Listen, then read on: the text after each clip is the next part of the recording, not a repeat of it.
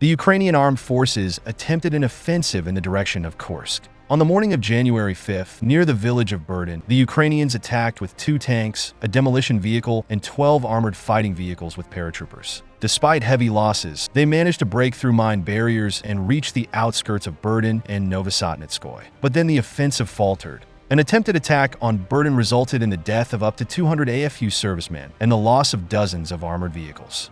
It is likely that the AFU's offensive actions in the Kursk region are having a media effect.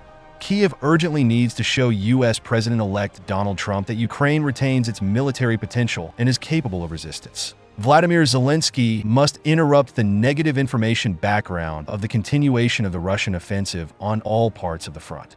Over the past 2 days, the Russian army has managed to make a very impressive advance in strategically important areas. The Russian Defense Ministry has announced that the town of Kurskovo has been taken under control. This settlement is located 15 kilometers from Donetsk. It was the last place from which artillery attacks on the capital of the Donetsk People's Republic could be launched. Ensuring the security of Donetsk was one of the intermediate objectives of the special operation. With the fall of Kurskovo, this goal has been achieved. The Russian army continued to advance westward from Kurskovo. On January 5th, there were reports of the capture of the village of Petropavlovka, 7 kilometers northwest of the city. There is an advance in the area of Pokrovsk and Myrnograd. After the Russian forces occupied Vozdvizhenka, fighting broke out around the village of Elizavetovka. From Elizavetovka to the strategic highway Myrnograd-Konstantinovka is only 3 kilometers. The Ukrainian armed forces are gradually failing in other areas as well. The city of Toretsk is expected to fall within the next few weeks. This will make it possible to fully secure Gorlovka and develop a further offensive on Konstantinovka.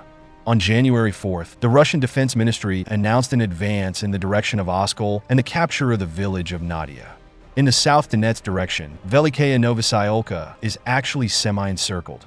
Ukraine's media offensive in the Kursk region will not be able to change the mood in Donald Trump's team. The Pentagon is well aware of the deplorable state of the Ukrainian army and Russia's advances. All this puts Vladimir Zelensky and his administration at a dangerous fork in the road. Either negotiate with extremely unpalatable concessions or continue the war with much less Western aid.